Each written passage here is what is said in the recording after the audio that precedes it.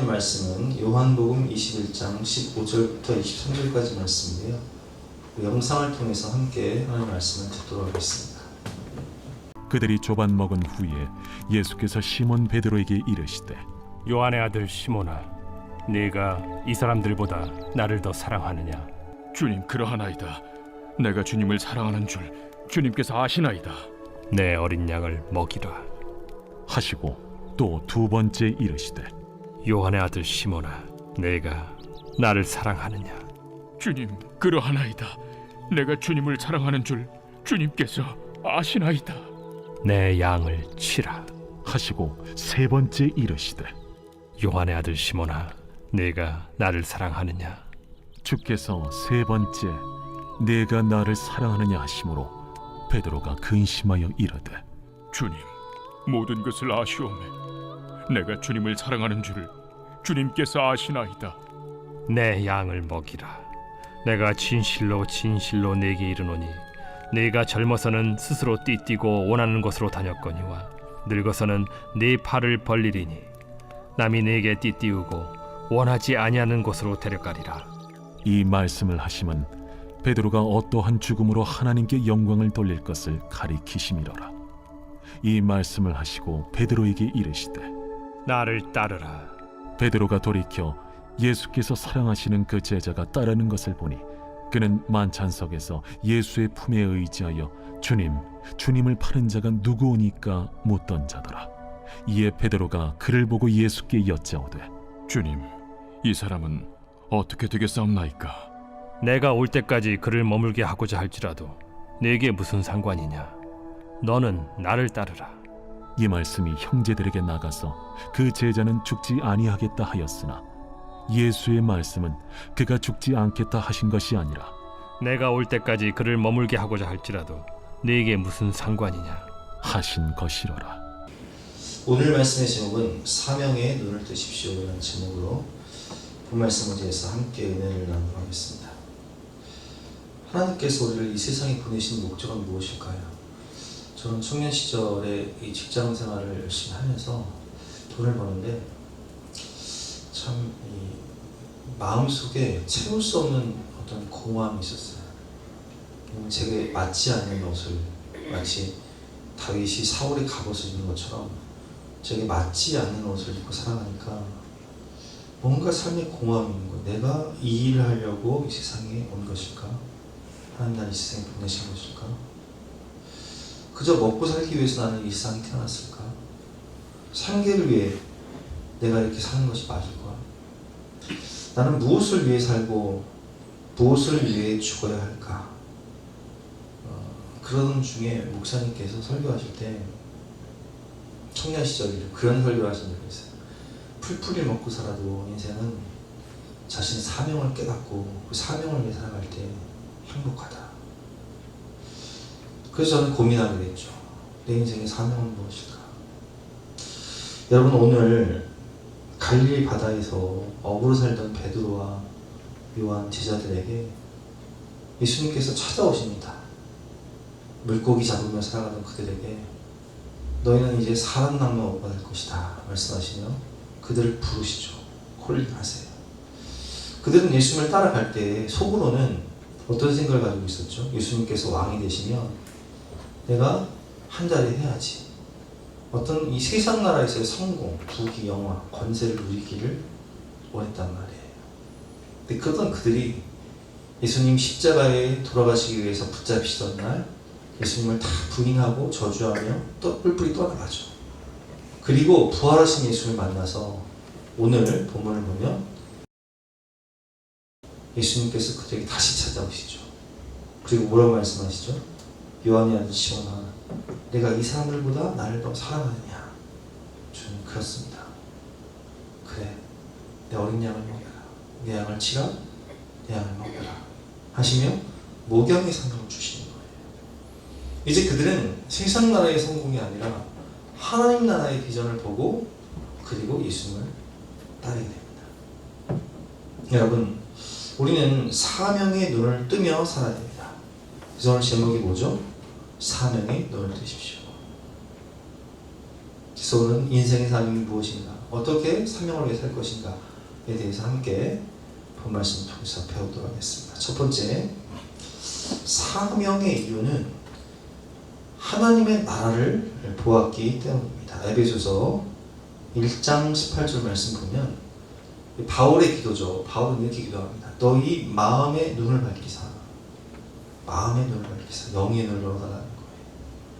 마음의 눈을 밝히사 그의 부르심의 소망이 무엇이며, 우리 부르신 소망, 내 인생의 사명, 부르심의 소망이 무엇이며, 성도 안에서 그 기업의 영광의 풍성함이 무엇이며, 그 기업의 영광의 풍성함이 무엇입니까? 하나님 나라의 영광이라는, 하나님 나라의 영광, 그 기업, 나의 영원하신 기업, 생명보다 귀하다. 그 영원한 하나님 나라, 그 기업의 그 영광의 풍성함이 무엇인지를 봐야 된다는 거예요. 하나님의 성경 244년이죠. 내가 교회에 일꾼된 것은, 바울이 교회에 보낸 편지를 보면 자신이 누구인지를 분명히 밝히곤 했습니다. 사도된 바울, 예수 그리스도의 종, 복음 전한 자. 그가 자신의 사역에 그렇게 자부심과 애정을 가질 수 있었던 이유는 하나님의 나라를 봤기 때문입니다. 이처럼 자신이 하나님 나라의 일꾼임을 아는 사람은 그 나라를 위해 기꺼이 섬기며 봉사합니다. 여러분, 비전을 본 사람은요, 거기에 자기 인생을 거는 거예요. 생각해 보세요. 애플이라든지 구글이라든지 테슬라, 이런 기업들은 처음에는요 너무나 생소한 기업이었어요. 왜 인터넷이 뭐야? 개념이 없었어요. 스마트폰이 뭐야? 그런 거 세상에 없었다고요. 전기자동차? 야, 그게 되겠냐? 그런데 그걸 비전을 본 사람도 있어요. 그리고 자신의 인생을 거기에 투자한 사람이 있다고요. 어떻게 됐습니까, 지금? 그 비전을 보고 그 기업의 영광의 풍성함에 자신의 인생을 던질 때 대박이 난 거예요. 근데 여러분, 그보다 더 큰 영원한 기업이 있습니다. 풍성한 기업이 있습니다. 그것이 무엇입니까? 하나님의 나라라는 거예요. 하나님의 성격을 보면 이런 비유가 나오죠. 어떤 목사님의 이야기입니다. 제가 볼 때 이 목사님 유기성 목사님 같아요. 유기성 목사님 동생도 의사니까. 그 목사님에게 셋째 동생이 있었는데 직업은 의사였습니다. 그런데 어느 날 이 동생이 찾아와 가족과 함께 선교사로 가겠다고 말합니다. 의사였던 분이 선교사로 가죠. 동생을 위해 기도하다가 목사님은 이런 의문이 들었다고 합니다.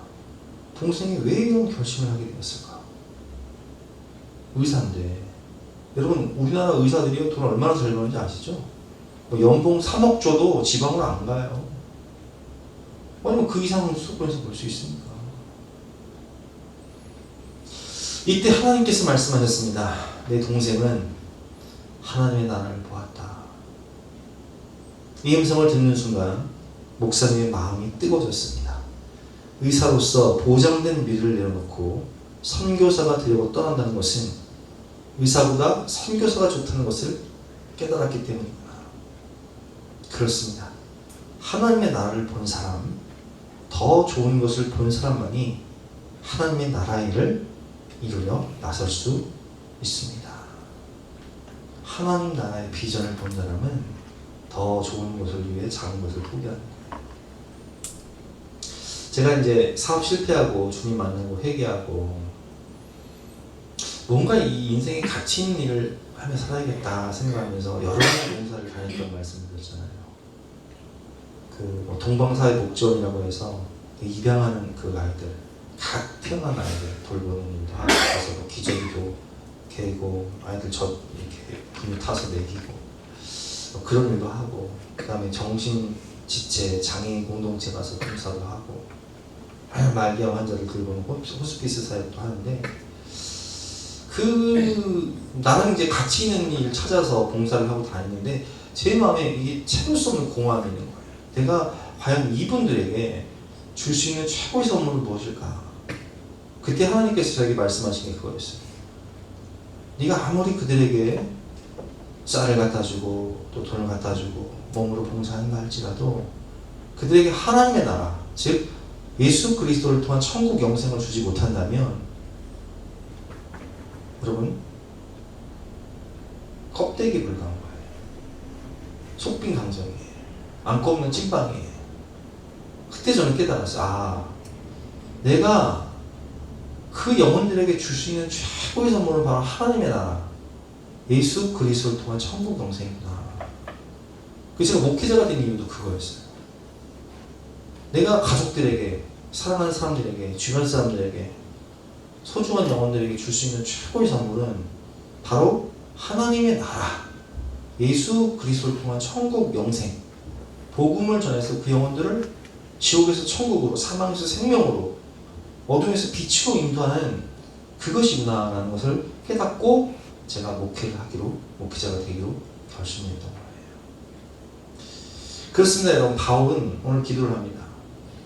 주여, 사랑하는 영혼들의 마음의 눈, 영의 눈을 밝히사 그들에게 부르심의 소망이 무엇이며, 이게 뭐예요? 사명이 무엇인지를 깨닫게 달라는 거예요.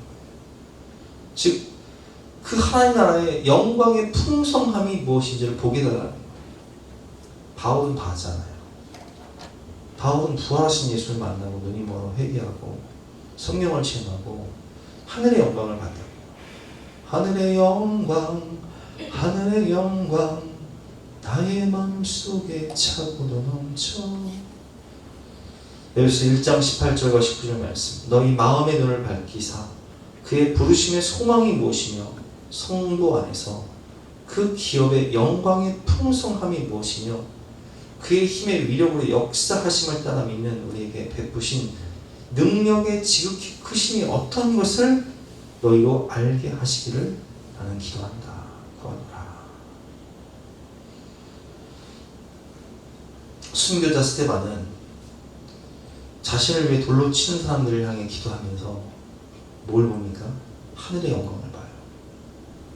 보라, 하늘 문이 열리고 스데반이 성령이 충만하여 하늘을 우러러 주목하며 하늘의 영광이 예수께서 하나님 우편에 서신 것을 보고 말하네. 보라, 하늘의 문이 열리고 인자가 하나님 우편에 서신 것을 보노라. 그래서 이 하나님의 영광, 하나님의 비전을 본 사람들은요, 순교를 마다하잖아요. 죽음의 순간에도 하나님의 영광을 보는 거예요. 죽음이 두렵지 않은 거예요.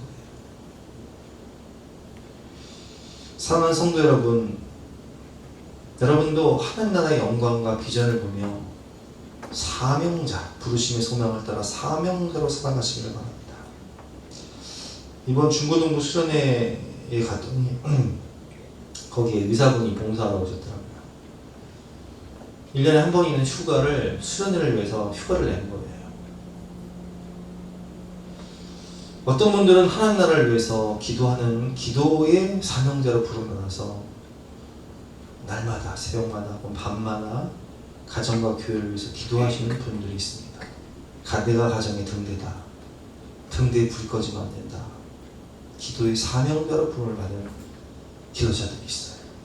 또 어떤 분들은 교사로 부름받아서 천하보다 소중한 어린 영혼들에게 하나님의 나라, 예수 그리스도를 통한 천국 영생을 선물하는 사명을 받은 분들도 계세요.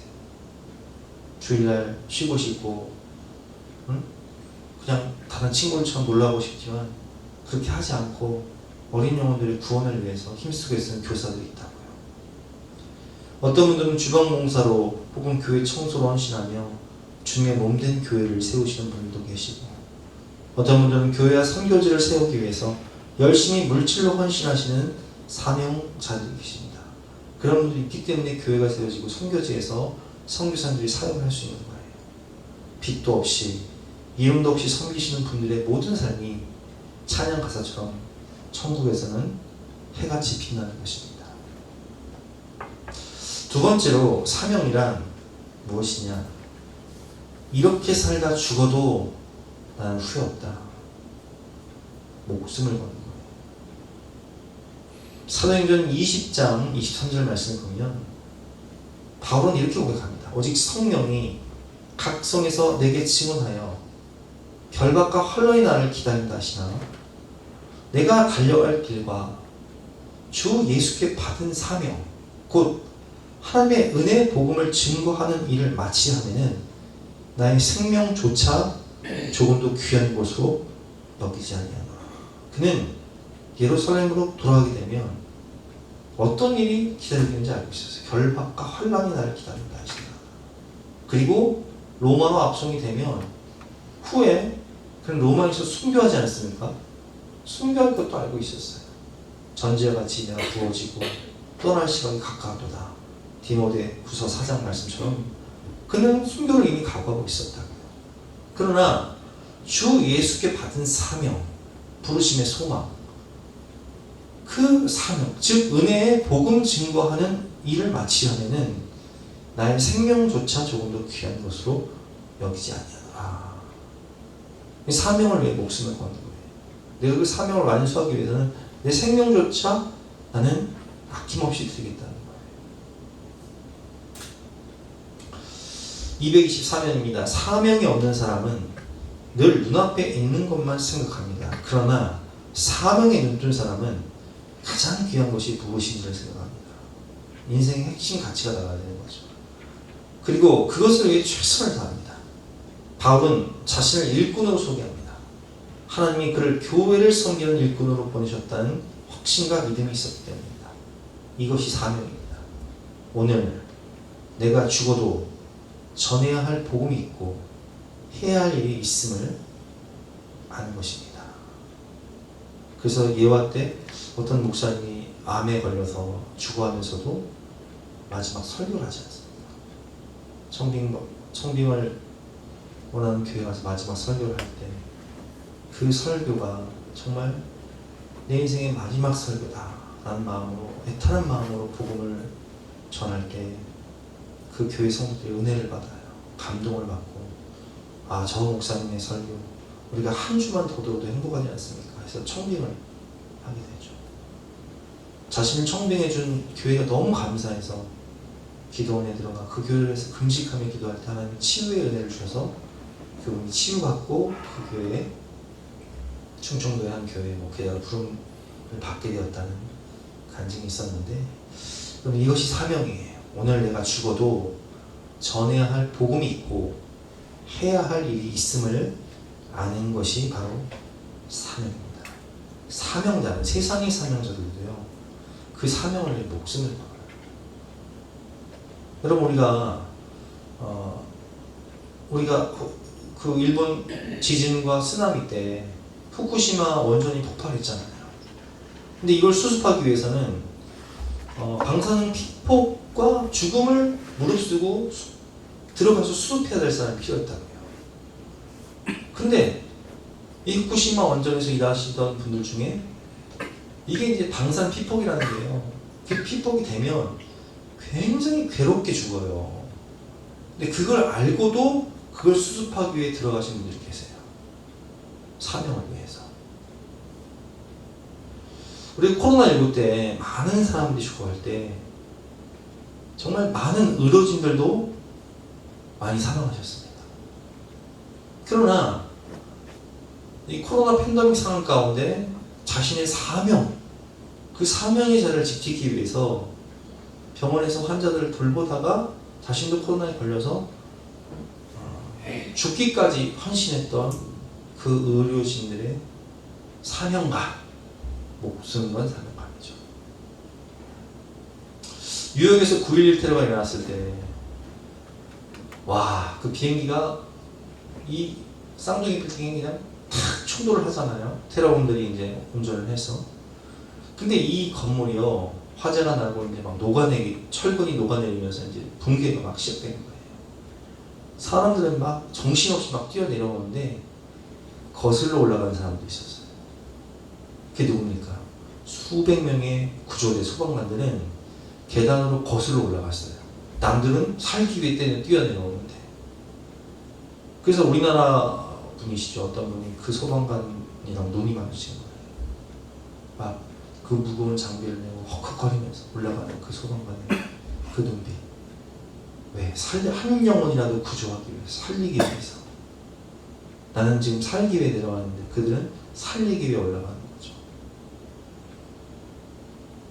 이 쌍둥이 빌딩이 다 무너지고 많은 사람들이 죽었지만 그 중에는 이 목숨 건 사명자들, 구조대 소방관들이 수백 명이 있었어요. 그들의 희생, 그들의 숭고한 사명감. 여러분, 세상 사람들도요 이렇게 사명 때문에 목숨을 겁니다. 사명이란 뭐라고요? 내가 이렇게 살다 죽어도 나는 후회 없다. 근데 우리는 뭘 본 사람이에요? 하나님 나라를 본 사람들이잖아요. 세상 나라 사람들도 이렇게 자신의 목숨을 걸어가면서 이렇게 살다 죽어도 후회 없다 살아가는데, 우리는 하나님의 나라를 본 사람들이기 때문에 더 불타는 사명감이 있어야 돼요.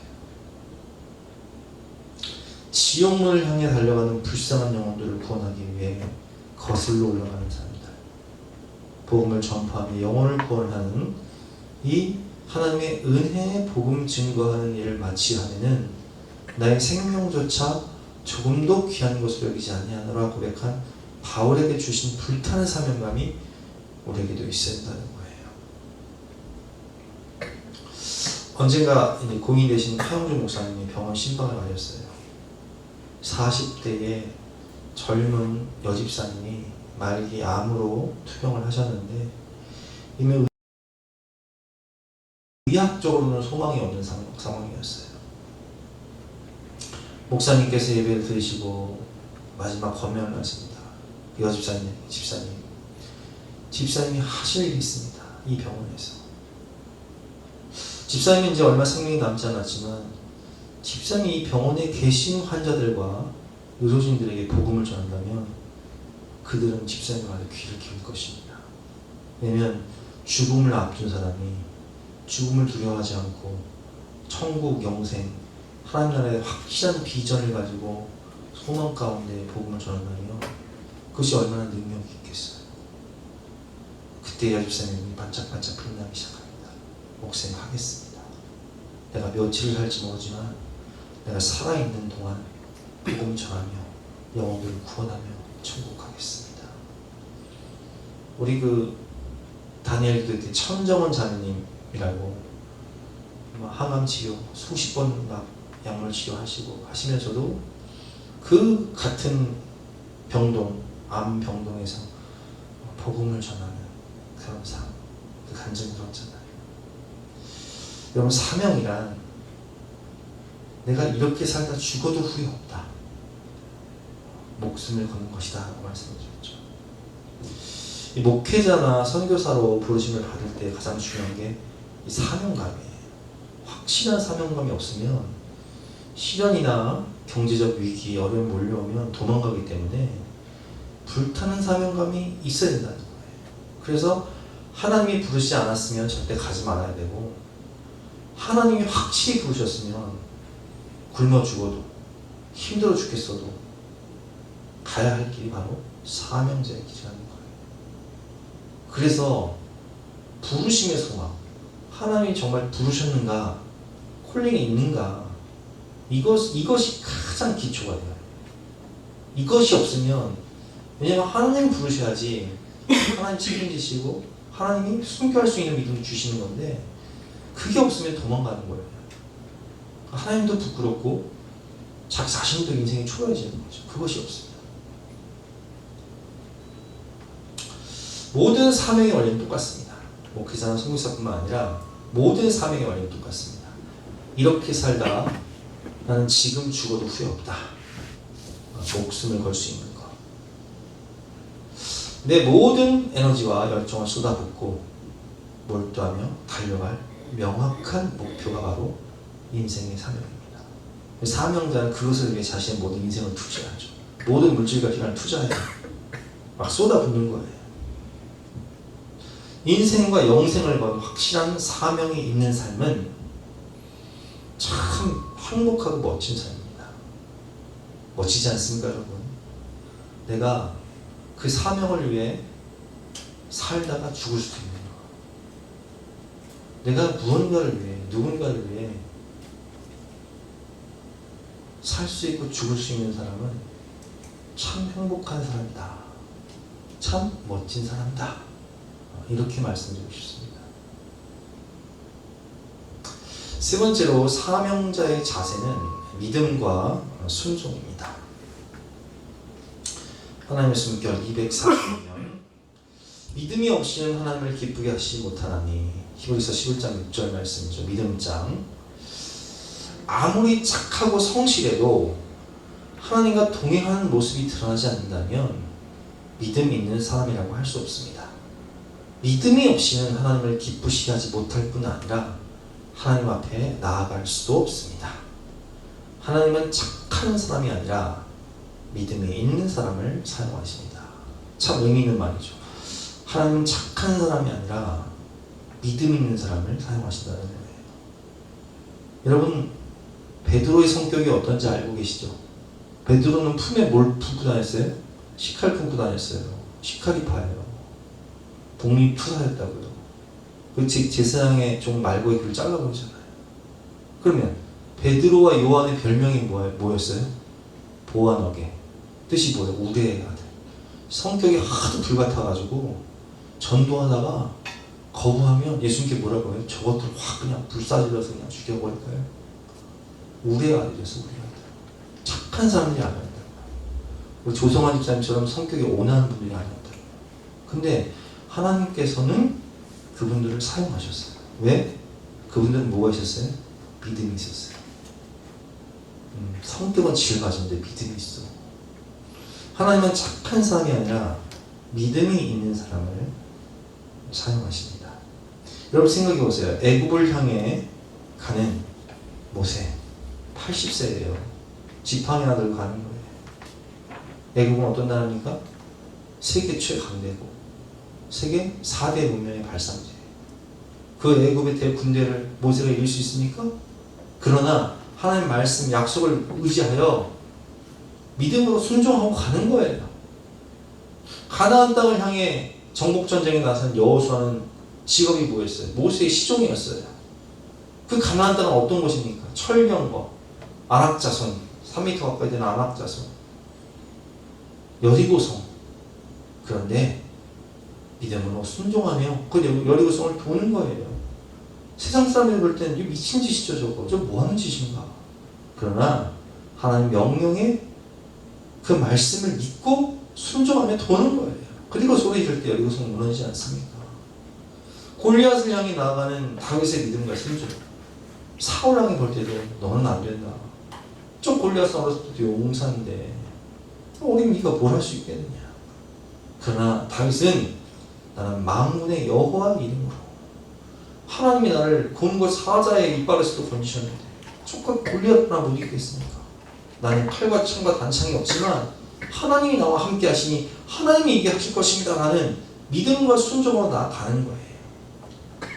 로마를 향해 순교의 길을 가는 베드로와 바울의 믿음과 순종.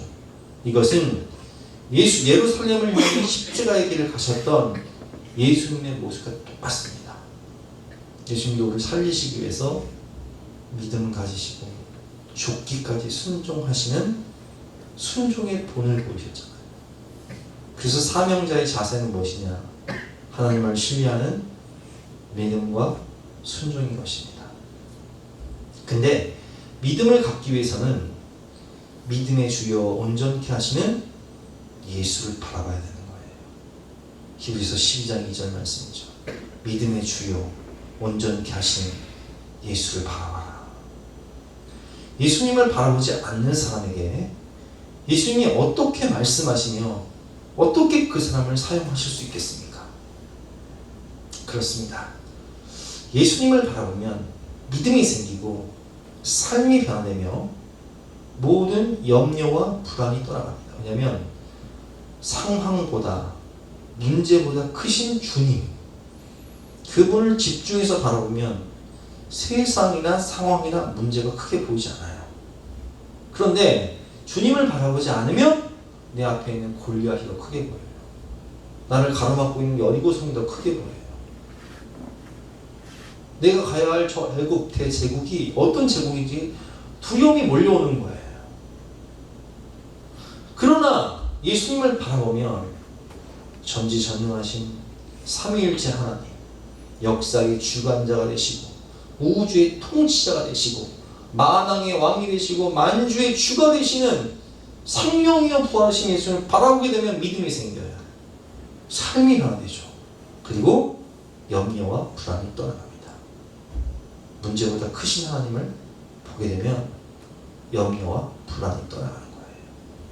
내 안에 계신 예수를 바라볼 때 하나님의 우리를 사용하실 수 있는 것입니다. 세상과 나를 바라보면 염려와 두려움이 몰려오죠. 상황을 보고 세상을 보고 나를 보면 나는 메뚜기에 불과하다 고백했던 정탐꾼들의 고백처럼 우리는 무너질 수밖에 없는 거예요. 마음이 무너지는 거예요. 그러나 내 안에 나와 함께 하시는 전능하신 주님을 바라보면 소망이 생기고 힘이 생깁니다. 왜냐하면 그분이 능력의 원천이시며 그분이 비전을 주시고 이루시는 주체이시기 때문입니다. 사명자의 자세는 전지전능하시며 생명과 부활이요 영원한 소망 되신 주님을 신뢰하는 믿음과 순종입니다. 저희는 항상 문제보다 크신 주님을 믿음의 주요 온전히 하시는 예수를 바라봐야 되는 거예요. 눈을 감고 기도하면 믿음이 생기고 소망이 생기고, 눈을 뜨고 세상과 환경과 나를 보면 두려움이 몰려오고, 영적 싸움, 이게 기도의 싸움일 거예요. 영적 전쟁의 승리의 비결이 뭐예요? 눈을 감고 주님을 바라보는 거예요. 눈을 떴으면 세상을 보지 말고 하나님 말씀을 바라봐야 되는 거예요. 그러면 살아계신 주 나의 참된 소망, 두려움이 사라지네. 주님이 내 마음을 바꾸죠. 내 생각을 바꾸고 내 말을 바꾸고 우리 인생조차 변화시켜 주시는 거예요. 243회입니다. 그래서 사명자는 순종합니다. 사명자의 정체성을 가장 잘 드러내는 것이 순종입니다. 순종은 하나님 앞에서 내 생각, 내 뜻, 자신의 주장을 꺾는 것입니다. 나는 죽고 예수로 살며 주님의 뜻에 순종하는 삶이 바로 사명자의 삶인 것입니다. 오늘 본문을 보면 베드로와 요한의 차이가 있어요. 자, 예수님께서 베드로에게 말씀하시죠. 내가 나를 사랑하느냐? 내 어린 양을 먹여라. 내 양을 치라. 내 양을 먹이라. 그리고 말씀하십니다. 내가 진실로 진실로 내게 이르노니 네가 젊어서는 스스로 띠띠고 원하는 곳으로 다녔거니와 늙어서는 내 팔을 벌리니 남이 내게 띠띠우고 원하지 아니하는 곳으로 데려가리라. 이 말씀을 하심은 베드로가 어떠한 죽음으로 하나님께 영광을 돌릴 것을 가리킴이로라. 자, 이 말씀이 무슨 의미라고요? 베드로가 어떠한 죽음으로 하나님께 영광을 돌릴 것을 예수님께서 예언하신 거예요. 베드로 어떻게 죽어요? 로마에서 거꾸로 십자가에 못 박혀 죽지 않습니까? 팔을 벌리고 십자가에 못 박혀 죽어요. 그 순교를 통해서 하나님께 영광을 돌릴 것을 말씀을 하시는 거예요. 베드로에게 이르시되 나를 따르라. 너는 순교의 제물이 될 것이다. 위대한 사도로서 세상을 변화시키는 순교의 제물이 될 것이다. 역사의 길이 남는 하늘나라의 별과 같은 순교의 제물이 될 것이다. 이렇게 말씀을 하시죠. 가만히 생각해 보니까 베드로가 좀 억울해. 그래서 베드로가 이제 요한을 바라보는 거예요. 요한복음의 저자 요한, 사도 요한. 베드로가 돌이켜 예수께서 사랑하시는 그 제자, 요한복음에서 사랑하시는 그 제자는 요한이에요. 자신을 그렇게 이제 명칭하죠. 사랑하시는 그 제자가 따르는 것을 보니 그는 만찬석에서 예수의 품에 의지하여 주님을 파는 자가 누구니까 묻던 자더라. 제일 나이가 어리고 또 예수님의 사촌 동생이었던 요한. 21절 말씀에 이게 베드로가 그를 보고 예수께 여짜오되 주님, 그럼 제 요한이는 어떻게 되는 거예요? 나는 그럼 뭐 순교의 제물 되는 거고 요한이 죄는 그럼 어떻게 되는 거예요? 22절 말씀, 예수께서 이르시되 내가 올 때까지, 구름 타고 다시 올 때까지 재림할 때까지 그를 머물게 하고자 할지라도 이게 무슨 상관이냐? 무슨 말씀이에요? 각자의 사명이 다르기 때문에 요한이 살든지 죽든지 오래 살든 뭐 어떻게 살든 상관하지 말고 너는 날 따라하는 거예요. 비교하지 말라는 거예요. 아니 왜 내 인생을 남의 인생과 비교를 합니까? 왜 나의 사명을 남의 사명과 비교를 해요? 예수님 말씀하십니다. 예수께서 이르시되 내가 올 때까지 그를 머물게 하고자 할지라도 이렇게 무슨 상관이냐? 그런 거 따지지 말고 너는 나를 따르라. 그렇습니다, 여러분. 살아도 주를 위해, 죽어도 주를 위해. 사나 죽으나 난 주님의 것이에요. 로마에서 죽기까지 순종함으로 거꾸로 십자가에 못 박혀 순교하며 사명을 완수한 베드로의 삶도 하나님 보실 때 귀한 사명자의 삶이고, 90세가 넘도록 살아서 요한복음을 쓰고 요한 1, 2, 3서 그리고 요한계시록 같은 성경을 쓴 사도 요한의 사명도 하나님이 보실 때는 귀한 사명인 거예요. 각각 자기의 사명이 다르지만 그들은 모두 공통점으로 믿음과 순종의 삶을 살았다는 거예요. 결론입니다. 내가 죽어도 가야 할 길, 그것은 바로 사명자로서의 삶입니다. 내가 이렇게 살다 죽어도 후회 없다. 이것이 바로 사명자의 삶입니다. 그러나 하나님의 부르심은 각자가 다릅니다. 베드로와 요한처럼 각자가 달라요. 하지만 결국 모든 목적은 오직 한 가지. 뭐라고요? 영원한 하나님의 나라. 하나님의 나라를 위한 것이랍니다. 그것이 어떤 직업이든 재능이든 영원한 하나님의 나라를 위한 것이어야 합니다. 우리가 그 하나님의 나라를 보게 될 때 각자의 사명을 발견하게 되면 그 사명이란 곧 이렇게 살다 죽어도 후회 없는 것이고 목숨을 걸 수 있는 정말 가치 있는 일입니다. 그 하나님의 나라를 위해 살아가는 사명자의 자세는 뭐라고요? 주님을 믿고 순종하는 것. 그렇게 살아가면 주님이 우리를 통해 일하시고 풍성한 영혼 구원의 열매를 맺게 하시며 그리고 하늘에서 우리 삶을 통해 모든 영광을 받아주시는 것입니다.